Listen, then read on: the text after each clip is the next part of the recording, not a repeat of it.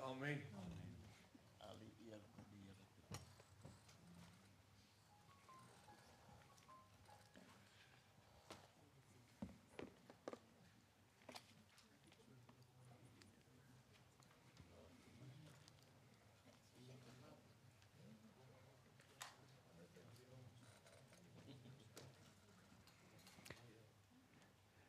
Ja, baie dankie dat julle hier is en dankie ook vir die voorreg dat ek weer met julle kan praat. Ons het begin met Openbaring 11 vers 1 tot 19. En ek het vir julle gesê dit is so 'n besondere hoofstuk want julle moet ook die boek Openbaring lees. Julle kan nie die boek Openbaring net oorslaan nie. En dit is so 'n fantastiese boek as jy hom eers leer ken. En julle sal bekend met die woord apokaliptiese materiaal, dis die genre waar daar met simboliese spraak die eindtye vir jou uitgebeeld word. En ek het vir jou 'n paar keer al die voorbeeld gegee, né? Ek herinner jou daaraan, want dis elke 2 weke wat ek hier is en mense moet heeltyd 'n geheel beeld hou. Dat dit gaan oor die teks en dit gaan oor die opera, né? Ons kyk nou die opera en ons moet heel teruggaan na die teks om te kan verstaan waaroor dit werklik gaan. So daai wisselwerking is heeltyd daar. Nou vanaand begin ons op bladsy 10 met vers 6. En ons het nou die eerste 5 verse gedoen. Laat ek net vinnig die goed saamvat dat jy net weer weet waaroor dit gaan, jou net daaraan herinner. Dat ons met vers 6 kan aangaan en dit nie net hier iewers in die lig begin nie, net die begin weer vinnig sê. Julle sal onthou, die eerste 5 verse voor vers 6 begin met die hele kwessie van, dat ek net eers dit sê, dit is, hierdie hele gedeelte gaan oor die kerklike periode, né? Dit is al duidelik. Dit gaan, Openbaring 11 is van die begin van die kerk tot die einde van die kerk. En dit is presies dieselfde as van begin van die kerk tot die wederkoms. Ek het vir julle oor en oor gesê, die kerkgeskiedenis bepaal die wêreldgeskiedenis. As die kerk nie meer daar is nie, en die kerk se getal is vol, is daar geen sin vir hierdie wêreld om aan te gaan nie. Want waarvoor is ons geskape? Ons is geskape om uit die smeltkroes van hierdie wêreld bruid van Christus te word. Dis waarvoor ons bestaan. En Christus wil versamel vir homself 'n bruid uit die mensdom. Maar as die getal van die bruid voltallig is, waarom sal die wêreld aangaan? Dan stop alles. En die bruid van die Here is die ware kerk. So die kerkgeskiedenis bepaal die wêreldgeskiedenis. En as mens nou 'n gedeelte in Openbaring doen wat gaan oor die kerkgeskiedenis tot sy einde, gaan dit outomaties ook oor die laaste dae, van die begin van die laaste dae, met die uitstorting van die Heilige Gees, wat die kerk gestig is, met die 3000 wat tot bekering gekom het, tot die einde. So dis wat hierdie periode dek. En daarom is dit baie goed om daarna te kyk, nadat ons na die tekens van die tye gekyk het, en sien hoe die twee eintlik by mekaar aanpas.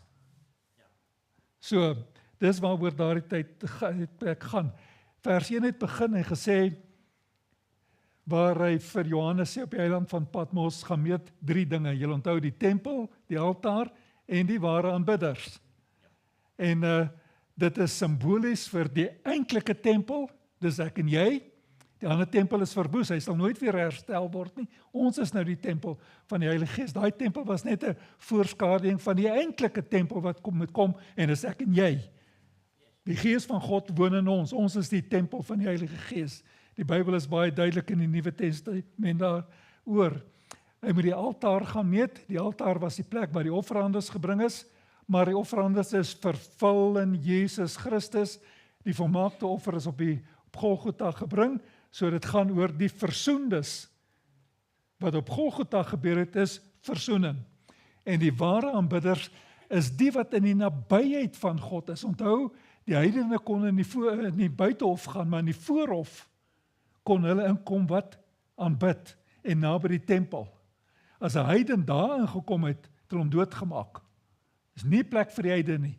Die ware aanbidders is hulle wat in die teenwoordigheid van die Here leef. En so die tempel, die altaar en ware aanbidders is ek en jy. En die Here sê, gaan meet hulle. En daai meet beteken sonder hulle af. Ek sal verantwoordelikheid vir hulle neem. En dan gaan die ding verder en sê, jy moet die heidene nie afsonder nie. En jy hoor onmiddellik dat die Bybel maak onderskeid tussen lig en duisternis. Ons leef in 'n wêreld waar lig en duisternis vermeng word. Dit wat goed genoem word, is eintlik sleg. En wat sleg is, word goed genoem. Maar hier kan jy dadelik die onderskeid. Heidene meet jy nie. Hoekom nie? Want hulle vertrap die heilige stad. En die heilige stad is Jerusalem. Jerusalem is die beeld van die bruid van die Here vir 42 maande lank. En onthou, ek sien dit staan nog hier, 42 maande, 3,5 jaar, 1260 dae, is presies ewe lank. En dit dui op 'n tydperk van vervolging. Die kerk is vervolg van die begin tot die einde. Ons is in 'n woestynreis, en die wêreld sal ons nooit goedgesind wees nie. Want die wêreld en die kerk is twee teenoorgestelde pole.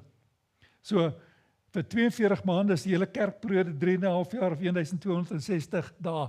Dis nie letterlik nie. Dit is simboliese getalle, ons het daaroor gepraat, wat dui op 'n periode van swaar kry. Maar getalle speel 'n baie belangrike rol in die boek Openbaring. Dan hoor ons van die twee getuienisse wat met rouklere aan die evangelie verkondig. Rouklere spreek van, ek roep jou op tot bekering. Ek huil oor die aarde wat God nie dien nie. En roep hulle op tot bekering. Die twee getuies, onthou net, dit is gebruiklik gewees dat daar twee getuies uitgestuur word. Ons sal weer terugkom daarna, maar dit is nie spesifieke twee mense nie. Die Here het die 12 disippels 2-2 uitgestuur, hy het die 72 2-2 uitgestuur. Jy kry reg deur die Bybel. Dat 2-2 gaan. En dit hang natuurlik ook saam met die hele vers in Deuteronomium 19 vers 15, wat sê, 'n getuienis sal vas staan uit die mond van 2 of 3. So, 2-2 word uitgestuur. En hierdie twee word beskryf as die twee olyfbome, en ook die twee lampe, wat terugwys na Sagaria 4 toe, waar Zerubbabel en Joshua opgeroep was om na die ballingskap die tempel weer te herbou. En hulle is soos twee lampe wat lig bring, hulle is die twee gesalfdes, die twee olyfbome van olie, en hulle moes die tempel herbou. En nou word hierdie twee getuies van die kerk met hulle vergelyk, om eintlik vir ons te sê, hulle moes die fisiese tempel herbou, maar hierdie twee moet die ware tempel, die kerk herbou. Jy hoor, die twee sluit by mekaar aan. En dit is belangrik om dit te verstaan. En dan daar die belofte wat in vers 5 kom, dat as iemand hulle kwaad aan doen, moet hulle gedood word. En dat hulle, as hulle praat, is hulle boodskap soos vuur wat uit hulle mond uitgaan. God sorg vir hulle. En nou kom ons by vers 6. Goed, kom ons lees vers 6. Dit gaan, as hy sê hulle, dan is dit die twee getuies. En onthou, die twee getuies is die simbool vir die boodskap van die kerk. Dis hulle wat die woord van God bring. En dit gaan oor die woord van God. Hulle die mag om die hemel toe te sluit, so daar gedurende die hele tyd, en ek vir jou daar gesê, die hele tyd word so uitgedruk of so uitgedruk. En hulle boodskap word uitgedruk in dae, om te sê dat hulle sal dag vir dag die evangelie verkondig. Wanneer hulle God se boodskap verkondig, geen reën sal val nie. Hulle het ook mag om al die water in bloed te verander, en om die aarde met allerhande plaae te tref, so dikwels hulle dit nodig vind. Nou kan ek vir jou net weer die geheelbeeld gee, in terme van die woord van God.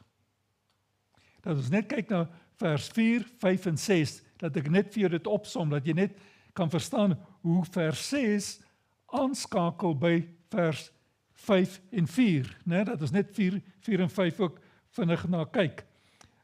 As jy gaan na vers 4, vers 4, kan ek hierdie ding maar omslaan.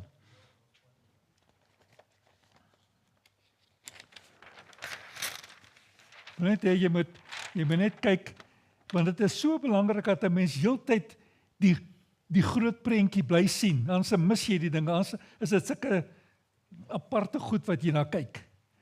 Vers 4, sal jy sien, is die aksent op die effek van hulle boodskap. Het gaan nou hier oor hulle boodskap. As jy gaan na vers 4, sal jy sien, dis die aksent. Want vers 4 sê, dat hierdie twee getuies staan voor die God van die hemel en aarde. Met ander woorde, dis nie mense wat polities probeer korrek wees nie. Hulle staan voor God, en hulle hoogste gesag is God. En die ware getuies van die kerk begin te praat onder die gesag van God. Hulle wil nie mense in die gehoor streel nie, hulle praat die woord van God. En juist daarom is hulle boodskap so effektief. En sê vers 5, hulle is, hierdie was vers 4 gewees, né?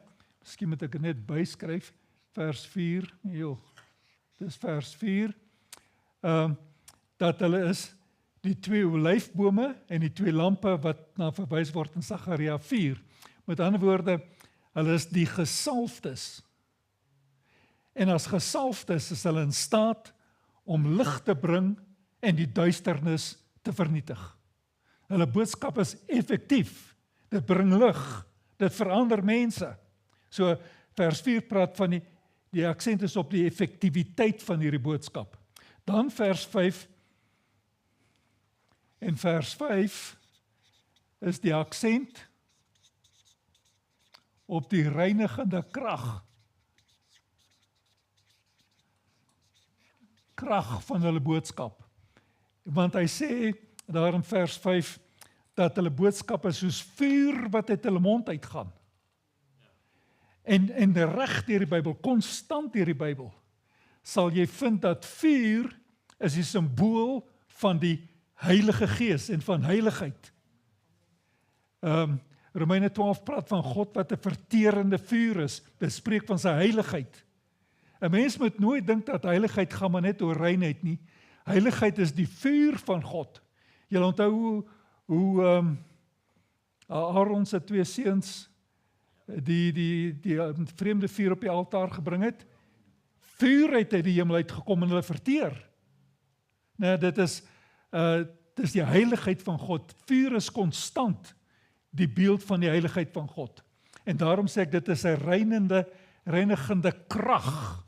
Die heiligheid van God spreek jou aan, dit reinig jou van jou sondes, so die boodskap is effektief en die aksent is, dis 'n reinigende krag. En dan kom ons nou by vers 6.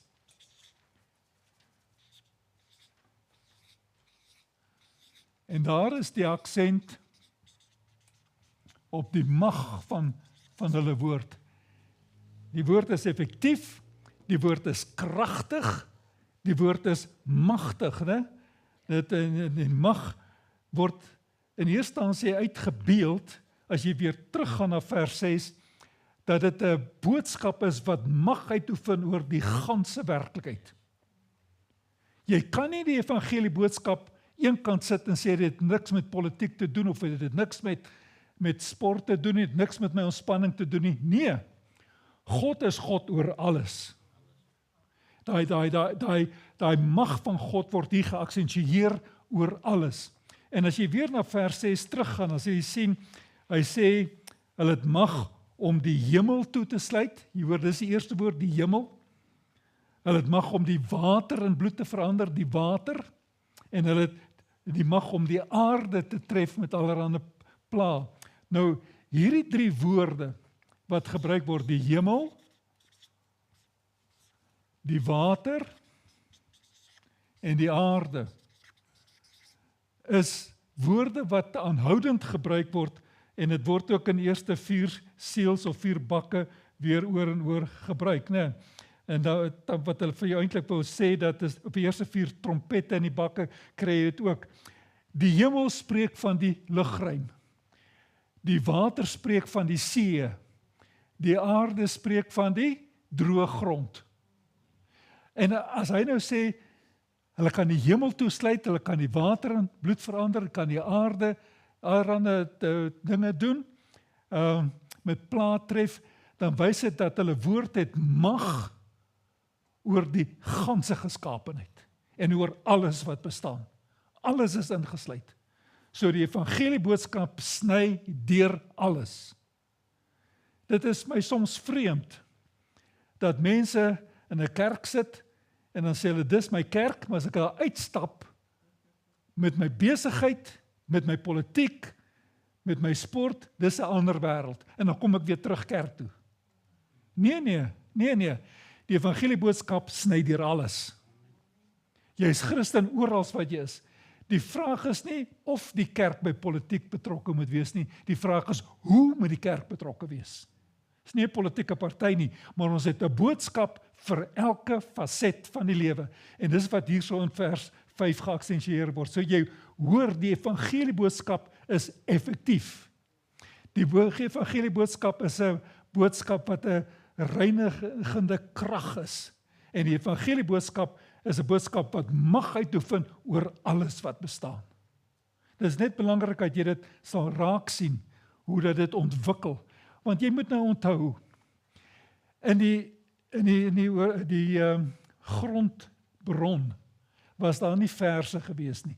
Dit was soos 'n brief geskryf, sonder verse, sonder hoofstukke. En ons het dit so in verse verdeel, die vertalers, sodat jy makliker kan verwysings doen. Maar dit staan nie so in die bronteks nie. Hierdie goed was as 'n eenheid gesien. En jy moet ook daai eenheid raak sien en verstaan, hy is besig om vir jou te vertel, hoe lyk die evangelie, wat is die aard van die evangelie. En dan word hierdie 3 dinge geaksensieer, wat eintlik die evangelie baie pragtig saamvat. En dit sluit natuurlik ook ten nouste saam met Matteus 28 vers 19. Onthou jy wat daar staan? Dit is eintlik 'n gedeelte wat elke Christen moet ken. Dit is die groot boodskap van Christus, nadat hy die graf het opgestaan het, gereed om terug te vaar na sy hemelse Vader, dan sê hy vir sy disippels, alle mag is aan my gegee, op die hemel en op die aarde, en die hemel en op die aarde. En hierdie waarheid word ook hier uitgebeeld. Alle mag in die hemel, die water in die aarde, met ander woorde, water en aarde, die see en die droë grond. Soos in die hemel, so ook op die aarde. Hy het volkome mag. En dit is sy woord wat hulle verkondig, en daarom is die spektrum oor alles wat bestaan. So, baie mooi. En as jy nou mooi geluister het na vers 6, dan sal jy agterkom dat hierdie mag herinner ook aan die 2 groot profete, Elia en Moses. Is dit nie? Jy sal onthou, die getuienis wat uitgaan van die 2 profete is 1260 dae. Dis 42 maande, dis 3,5 jaar. En ek het vir jou daarop gewys, in Koning 17 vers 1, nou ook Lukas 4 vers 25, wat daarna verwys word. Hoe lank het Elia die hemel en aarde, die hemel gesluit, dat daar geen reën kan kom nie? 3,5 jaar. Staan in die Bybel so geskryf.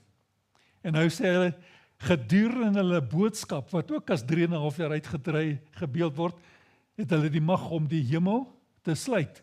En onmiddellik as die Jood dit lees, dink hy terug aan Elia.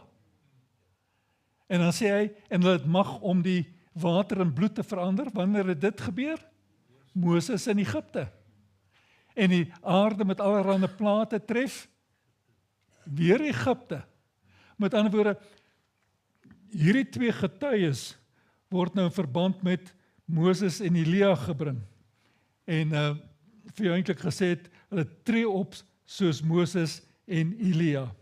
Ek wil net vir jou, voordat ons aangaan, net vir jou nou net weer wys hoe merkwaardig hierdie gedeelte is en hoe dit aanhoudend dieselfde boodskap reg deur die Bybel vat. Toe ek vir jou gesê, ons praat oor 2 getuies. En ek het vir jou gesê, hierdie 2 getuies is die mense wat uitgaan om die boodskap van God te verkondig. hier word die twee getuies weer aan twee getuies gekoppel. Is dit nie interessant nie? Aan Moses en aan Elia. Weer twee getuies. In Sagaria 4 word hulle ook weer aan twee getuies gekoppel, naamlik Serubabel die koning en Josua die hoëpriester. Heeltyd twee getuies. Ek het jou gewys op Deuteronomium 19 wat vir jou sê, in die getuienis van 2 of 3 staan 'n woord vas, né? Weer twee getuies. Ek het vir jou gesê, die 12 wat uitgestuur was, die Here 2 uitgestuur. Die 72 was uitgestuur, 2. Die eerste 2 sendelinge wat afgesonder was vir die evangelie aan die heidene te verkondig was Paulus en Barnabas in die gemeente van Antiochië. Weer 2. En nou hier in Openbaring weer die twee getuies. Kan jy hoor hoe gaan dit dwars deur die hele Bybel? Van twee getuies. Die goed word heeltyd aan mekaar gekoppel. En eintlik was dit van die begin van Israel se geskiedenis so gewees. As jy mooi daaraan dink, heel in die begin, toe Israel as volk weer deur die woestyn teruggaan na Kanaan toe, was daar 2 mense wat eintlik die koers aangegee het. Moses en Aaron. En toe hulle uiteindelik in die land kom en hulle 'n volk word, was daar gewoonlik 2 persone wat die leiding aangebied het, die koning en die hoëpriester. En dit is baie interessant. Ons as Christene se hoogste doel is om by die hemelse Vader uit te kom. Want hy is die heel hoogste gesag. En in 'n verhouding met hom te tree. En met hom versoen te wees. Dit is waaroor Christendom gaan. Ons moet versoen word met ons hemelse Vader. Ons is sy kinders. Né? Vader is die heel hoogste gesag. Hoe kom ons by die Vader uit? Deur Jesus Christus. En hoe kom ons by Christus uit? Deur die werk van die Heilige Gees. Niemand kan sê, 1 Korintiërs 12 vers 3, né? Niemand kan sê dat Christus die Here is behalwe deur die Heilige Gees nie. Is dit nie interessant dat selfs in ons verhouding met God is daar ook weer 2 getuies? Watter 2 getuies bring ons by die Vader uit? Christus en die Heilige Gees. So hierdie waarheid van 2 getuies is nie 'n vreemde gesig wat hier in Openbaring vir ons gegee word nie. Dis iets wat dwars deur die hele Bybel loop en waarvan die Jode goed van geweet het. Selfs in ons verhouding met God ook 2 getuies. Christus en die Heilige Gees bring ons by die Vader uit. Dis ons hoogste doel om uiteindelik by die Vader uit te kom. En ons kan bid, onsse Vader wat in die hemel is. Maar is deur Christus en die Heilige Gees geen ander manier nie. Dis die 2 getuies wat ons by God die Vader uitbring. So hierdie gedagte van 2 getuies is so sterk ding wat dwars deur die Bybel loop en kan nooit letterlik opgeneem word as hulle nou, of dit nou werklik 2 spesifieke persone is nie. Dit gaan oor die boodskap van die kerk en hoe die boodskap uitgaan. En die kerk se boodskap word ook deur 2 getuies gedoen word. So met ander woorde, hierdie 2 getuies se boodskap herinner met ander woorde aan mense wat dieselfde gees het as hulle en dis Moses en Elia. Dis al wat gesê word. Wat vir jou sê, as jy hierdie 2 getuies na kyk, besef, dieselfde gees wat in Moses en Elia was, is ook in hulle. Ja, hulle kan identifiseer met daai 2 getuies ook. En ek wil vir jou baie duidelik sê, en dit is my so belangrik dat jy dit moet vat. Daar is soveel eksegete, dis nou mense wat die Bybel ontleed, wat vandag vir jou leer, en dit word oor en oor op televisie geleer, gaan kyk aan die 5 channels, die godsdienstige kanale, dan sê hulle vir jou, teen die eindtyd gaan Moses en Elia terugkom, en hulle gaan die mense lei, en hierdie 144,000 vat, en hulle gaan saam die wêreld evangeliseer. En hulle neem dit letterlik op, omdat hierdie 2 getuies vergelyk word met Elia en Moses, dat Moses en Elia gaan letterlik terugkom. Dis nie die bedoeling nie. Hulle gaan nie letterlik terugkom nie. As Moses en Elia moet terugkom, beteken dit hulle moet weer vlees word. Want jy moet onthou, as ons doodgaan, sê die Bybel, Prediker 7, keer die liggaam terug na stof van waar dit kom, en die gees keer terug na God van waar dit kom. Ons gaan nie met 'n stoffelike liggaam hemel toe nie. 1 Korintiërs 15 vers 15 sê baie duidelik, vlees en bloed kan die koninkryk van God nie beerwe nie. 1 Korintiërs 15 vers 50, né? Vlees en bloed kan die koninkryk van God nie beerwe nie. So met ander woorde, die afgestorwenes is op die oomblik by die Here in 'n geestelike toestand. Presies wat dit is nie daar baie duidelik nie. Maar ons gaan almal 'n verheerlikte liggaam ontvang. Julle onthou ons het dit behandel, wanneer die Here weer kom, dan sal ons in 'n oogwink verander word. En ons liggaam sal dieselfde wees as die verheerlikte liggaam van Jesus Christus. Met ander woorde, as jy nou leer dat Moses en Elia moet terugkom, beteken dat hulle moet weer vlees word. Want hulle kan nie hierop as geeste hier rondloop nie. En dan het jy leer van reïnkarnasie. Jy hoor die woord reïnkarnasie, karnasie, kanal, vlees, jy word weer vlees.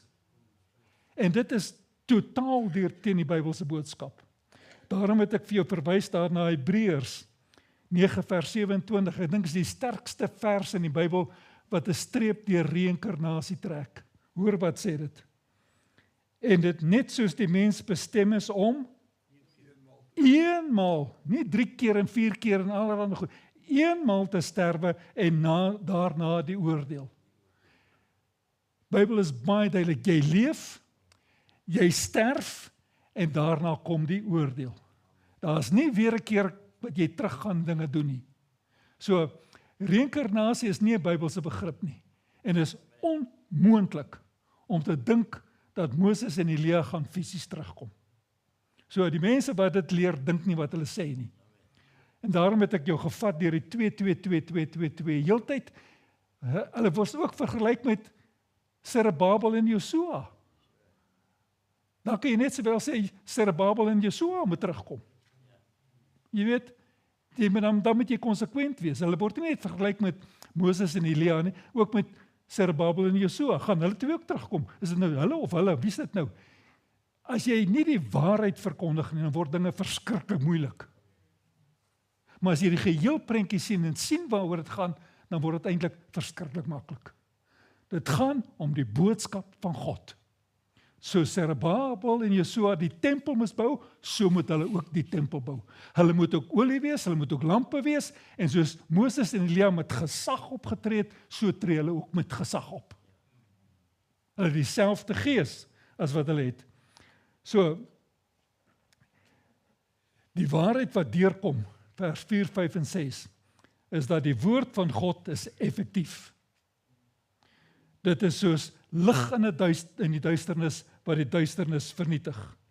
Dit is soos 'n reinigende krag, dis vuur, wat jou reinig van jou sonde en jou heilig.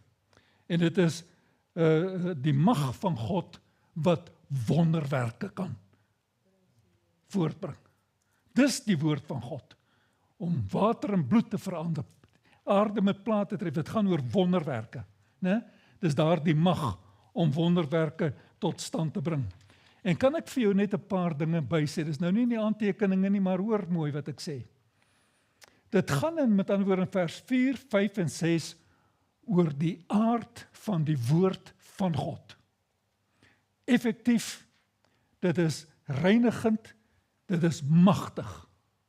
Maar wie is eintlik die woord van God? Jesus Christus is die woord van God. Daarom Johannes 1, in die begin was die woord, en die woord was by God, en die woord was God. Hy is God. Christus is die woord van God.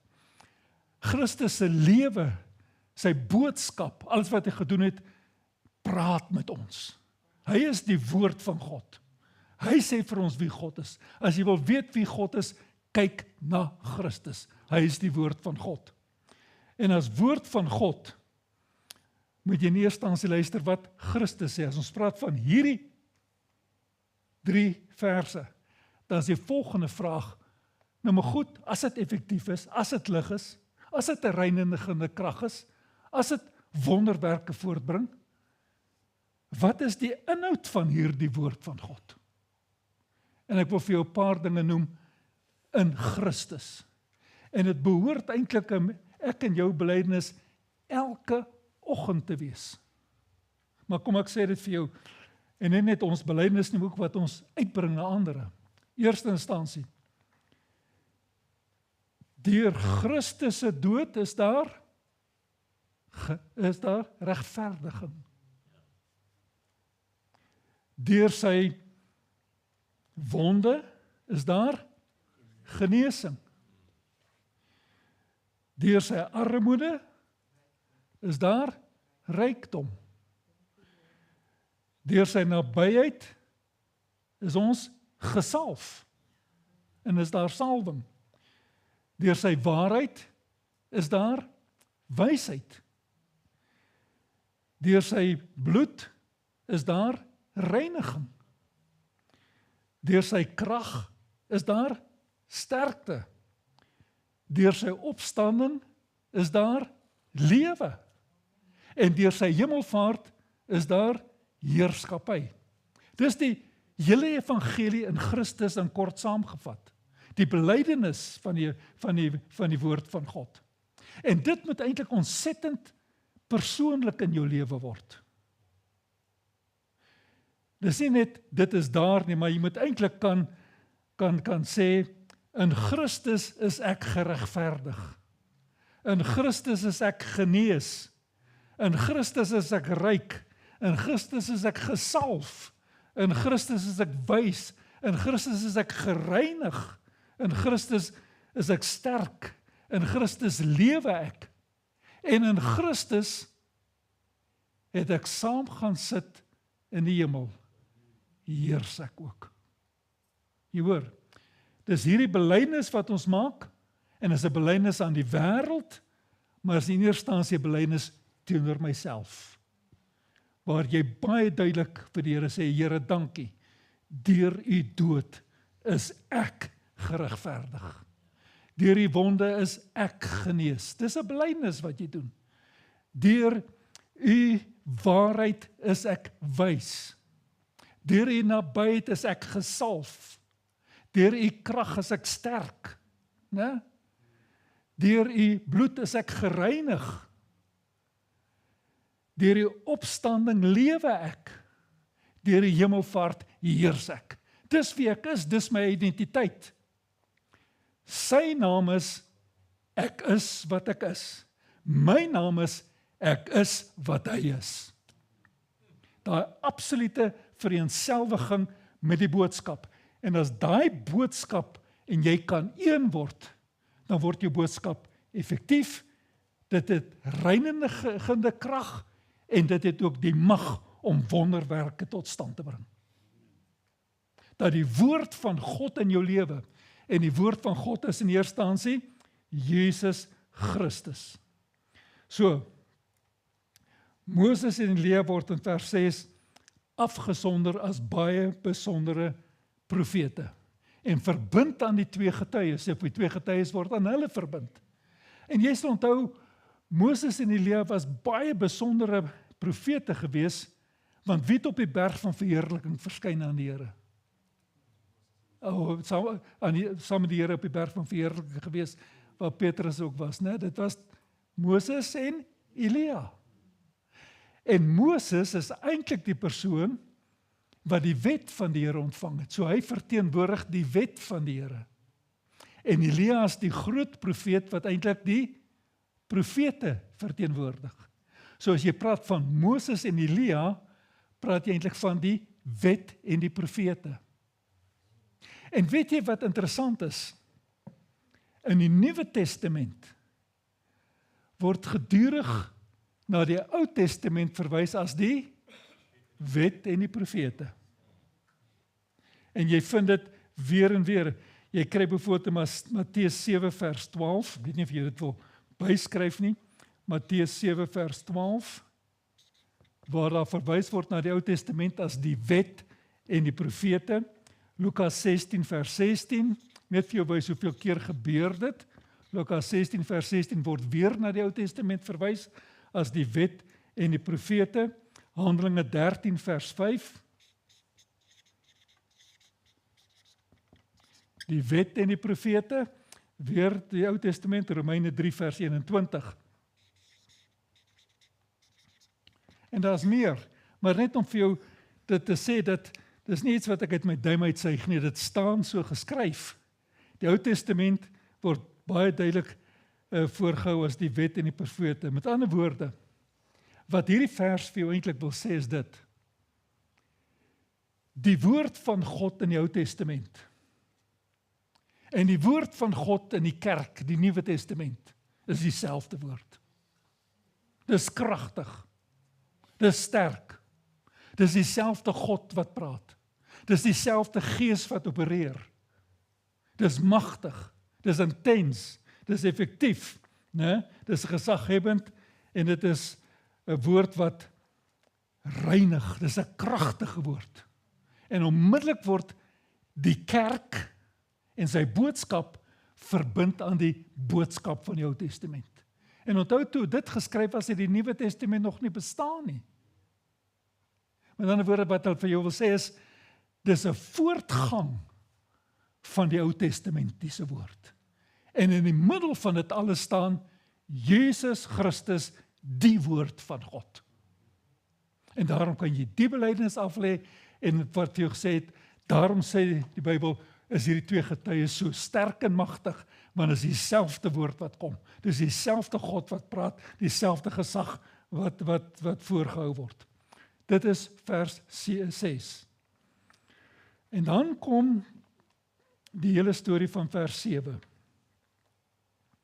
En dan verander die prentjie totaal. Wanneer hulle egter hulle getuienis klaar gelewer het, sal die dier wat uit die onderaardse diepte uitkom, teen hulle oorlog maak en hoor wat gebeur, hulle oorwin en doodmaak.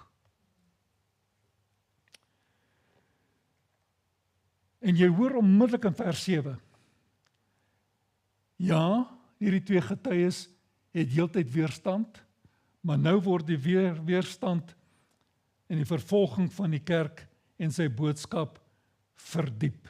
Dit word al hoe erger en erger. Ek wil ook hê jy moet mooi na daai vers kyk. Dit is belangrik dat 'n mens dit baie duidelik sal lees ook, né? Ek wil vir jou dit sê dat God sê hierdeur dat hy nie onbeperk met die aarde gaan bly praat nie. Daar's 'n genadetydperk. Paulus praat ook, ons leef in 'n genadetydperk, waar God bereid is om te praat, te soebat, te soek wat wie verlore is, en die evangelie sal kom en kom, maar daar gaan 'n dag aanbreek waar God gaan ophou om te praat. En sy stem gaan stil word. Hy het klaar gepraat. So, kyk weer hoe begin vers 7. Wanneer hulle egter hul getuienis klaar gelewer het. Né? Hoor mooi.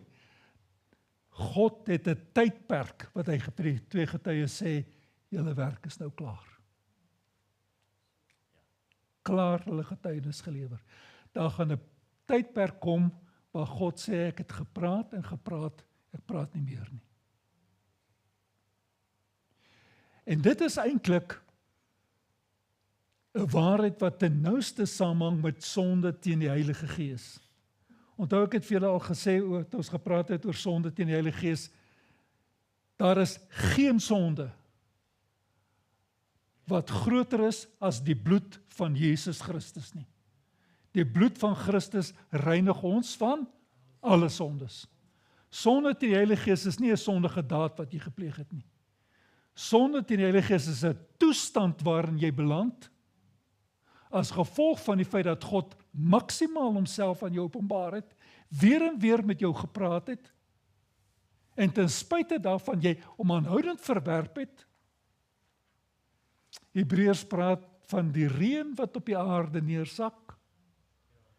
En daar is die verwagting dat dit gaan goeie vrug voortbring, maar wat dit voortbring is dorings en distels. En die reën sak weer, en is weer maar net dorings en distels. En op 'n dag hou dit op met reën.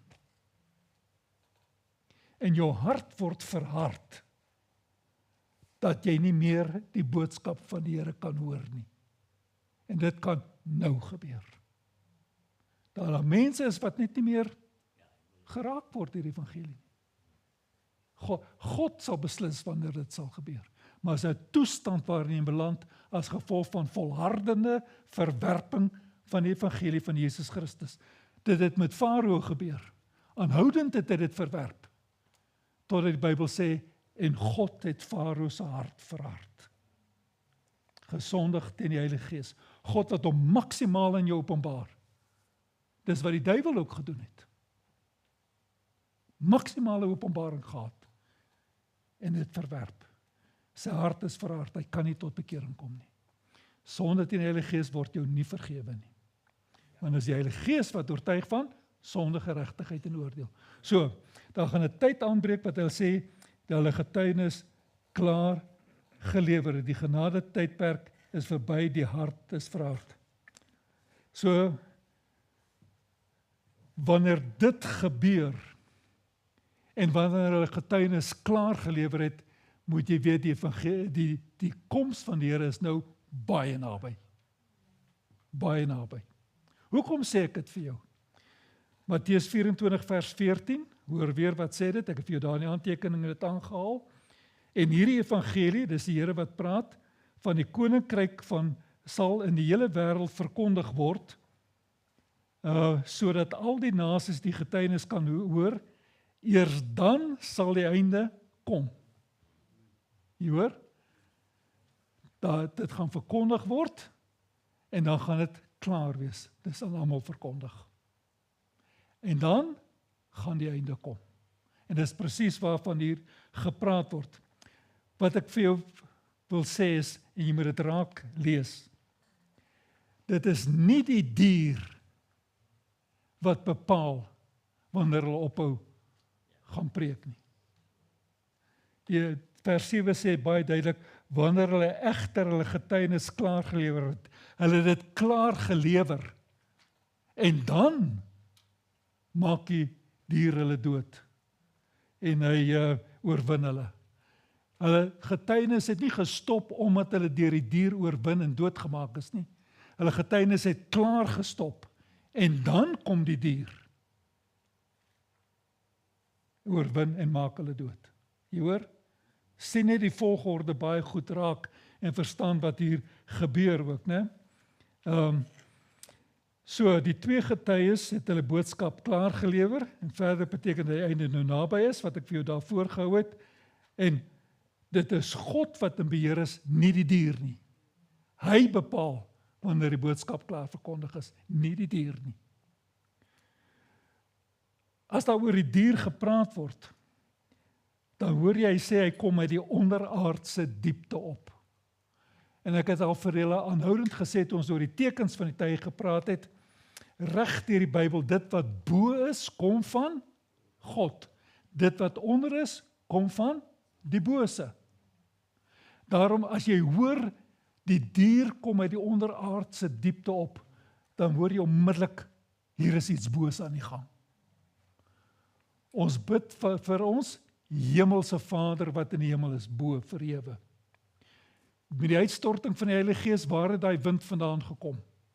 Van bo uit die hemel, 'n magtige rukwind vanuit die hemel.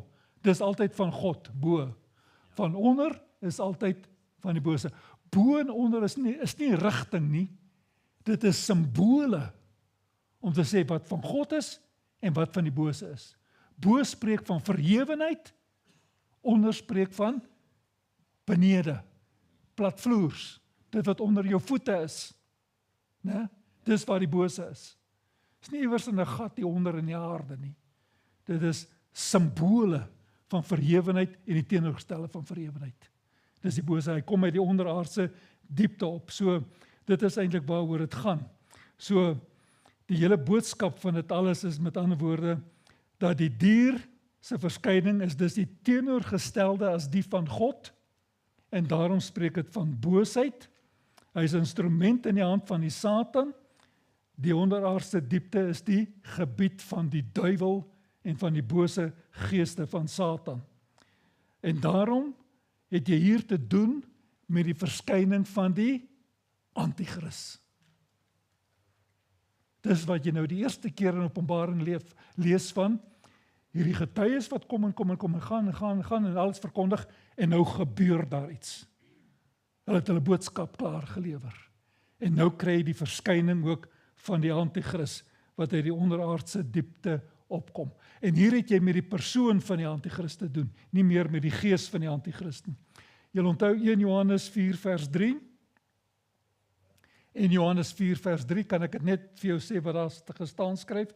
Ek het dit vir jou in die aantekeninge aangehaal. En elke gees wat nie bely dat Jesus Christus in die vlees gekom het nie, is nie uit God nie, en dit is die gees van die Antichrist, waarvan jy gehoor het, dat hy kom, en hy is nou al in die wêreld. Met ander woorde wat Johannes sê, die gees van die Antichrist is reeds in die wêreld, en weet ons dit nie? Die gees van die wêreld is antichristelik. Vandag is Christendom die sterkste vervolgde godsdienst in die hele wêreld. Die gees van die Antichrist is reeds daar, maar nou kom die dier uit die onderaardse dieptes op. Dis nou die verskyning van die persoon van die Antichrist. En dit is weer in lyn met die teks wat hier in die opera gebeur. 2 Tessalonisense 2 vers 1 tot 3. Kom ek lees vir jou vers 3. Laat niemand julle op enige manier mislei nie, skryf Paulus. Want eers moet die afval kom, en die mens van die sonde openbaar word, die mens van die verderf. Paulus sê baie duidelik, die Here gaan nie kom, alvorens die Antichrist verskyn het nie. En is presies wat Openbaring 11 ook sê. Die evangelie gaan verkondig word aan al die nasies. En wat gaan dan gebeur? Die dier gaan uit die onderaardse diepte opkom. Dan kry jy te doen met die verskyning van die Antichrist. En dan word gesê, hy sal die 2 getuies oorwin en hulle doodmaak. En dis 'n gebeurtenis wat natuurlik ook samehang met Openbaring 13 vers 7, wat dieselfde sê, maar net bietjie uitbrei. Hoor wat sê Openbaring 13 vers 7, dis daar in jou aantekeninge. Aan hom is daar ook mag gegee, dis hierdie dier, om teen die gelowiges oorlog te maak en hulle te oorwin. En daar is gesag aan hom gegee. Jy kan gerus daai aan hom gegee onderstreep. Hy het nie die gesag verwerf nie, dis aan hom gegee oor elke stam, volk, taal en nasie. En jy hoor, die Antichrist is 'n persoon wat opstaan, wat 'n magtige heerser word, wat mag en gesag het oor almal en geen weerstand duld nie. Dit is nie gesag wat hy verwerf het nie. Dit is gesag wat aan hom gegee is. God is altyd in beheer. Sonder God kan hy daai gesag nie kry nie. Die gesag is aan hom gegee. So, ons het tot by vers 6 gelees, dat hierdie 2 getuies is onoorwinbaar. Wanneer hulle praat, is hulle woorde soos vuur wat uit hulle mond uit gaan en hulle vyande verteer. Niks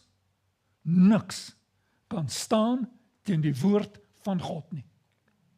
Die woord van God is geweldig. En voordat die woord van God nie stil is nie, kan die Antichrist nie verskyn nie. Dit is nie moontlik nie. En daarom is dit ook inderdaad die gebeurtenis van 2 Tessalonisense 2 vers 7 en 8. En daai vers word dikwels deur baie mense op baie maniere geïnterpreteer. Ek lees dit gou weer vir jou. Hoor mooi, wat sê Paulus daar? Hy sê, want die verborgenheid van die ongeregtigheid is al aan die werk. Dan word die gees van die Antichrist is hier, sê Paulus. net totdat hy wat nou Theo, dit moet eintlik wees dit wat nou Theo uit die weg geruim is. En dan sal die ongeregtigheid geopenbaar word. Hy wat die Here met die asem van sy mond sal verdelg en deur die glans van sy wederkoms tot niet sal maak. Paulus sê, eers dit wat om Theo moet uit die weg geruim word. Nou daar's ouens wat leer, dis die kerk wat weggeraap gaan word en dan gaan die antichrist kom. En die ander gaan agterbly. Ek het jou gesê, die wegraping en die wederkoms van die Here is een en dieselfde gebeurtenis. Maar en die Bybel sê baie duidelik, nadat ons weggeraap word, volg die kosmiese katastrofes. Die einde breek aan. Daar is nie 1000 jaar wat volg nie. Dit is nêrens in die Bybel nie. So, wat Paulus nou wel ook weer sê, hy sê, dan sal die ongeregtigheid geopenbaar word. Wie hom te, wat hou hom te?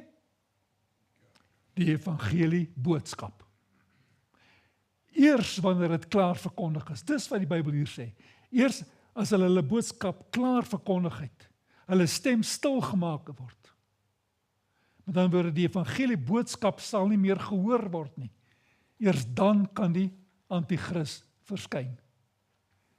So wat om Theo is nie die kerk nie, wat eers weggeraap moet word nie. Dit is ook nie die Heilige Gees wat weggeraap moet word nie. Jy kan nie die Heilige Gees wegvat nie, God is alomteenwoordig. En ek het vir jou daar al gesê, dis die evangelie boodskap wat dit Theo. En dit moet eers uit die weg geruim word. En dis wat om Theo. Daarom ook Openbaring 12 vers 11, hoor wat sê hy, Openbaring 12 vers 11, dis nou in die volgende hoofstuk, waar hy praat van hierdie getuies se boodskap. En hulle het hom oorwin deur die bloed van die lam en deur die woord van hulle getuienis, en hulle het hulle lewe tot die dood toe nie lief gehad nie. Hulle het hierdie gees van die antichrist oorwin jy deur die woord van hulle getuienis. Maar die antichrist self kan nie verskyn voor die evangelie boodskap nie stil geword het nie. Jy hoor, dis presies wat Openbaring 11 hierso sê. Die oorwinning wat behaal word, want jy hoor, hy sê, hy het hulle oorwin en het hulle doodgemaak, is skyn. Dis wat gesien word van menslike perspektief. Hulle boodskap het stil geword. Maar onthou vers 1, wat sê vers 1? Gaan met die tempel, gaan met die altaar, gaan met die ware aanbidders, met ander woorde, sonder hulle af. Met ander woorde, ek sal van my kerk verantwoordelikheid neem. Hy het ook vir Petrus gesê, Matteus 16 vers 17 tot 8, die poorte van die dood en die doderyk sal dit nie oorweldig nie. Met ander woorde, die antichrist het nie die kerk doodgemaak nie, hy het hulle boodskap doodgemaak. Jy gaan nie meer die vryheid hê om die evangelie te verkondig nie. En wat is die sterkste aanval op die oomblik teen die kerk? Kry die Bybel uit die skool uit, kry die Bybel uit die universiteite uit, kry die Bybel uit al die samekomste uit, verban hom. Jy kan pornografie in die biblioteek van die skole hê, maar jy mag nie die Bybel hê nie. Jy mag nie as jou Bybel saamvat nie. Orals word die stem stilgemaak, stilgemaak, stilgemaak, stilgemaak. Christene durf nie praat nie. Ons het gelukkig nog redelike vryheid hier, maar is 'n ding wat die beklemming word al groter en groter en groter. Hoe durf jy praat oor God? Hoe durf jy die evangelie, né? En uiteindelik gaan die evangelie aan almal verkondig word en die stem gaan stil word. So dis nie die kerk wat oorwin word nie, hoor mooi. Die twee getuies is simbole van die boodskap van die kerk wat stil gemaak word. God se kerk sal bestaan, al is dit dan ondergronds, tot met die wederkoms. En dis dan wat hierdie tyd van verskriklike verdrukking gaan kom. Maar die Bybel sê en die Here sê, as hierdie dae nie verkort was nie, sou geen mens gered word nie. So dit sal relatief 'n kort periode wees. En dan sal die Here kom. En soos Paulus sê, sal hy vernietig met die asem van sy mond en met die glans van sy heerlikheid.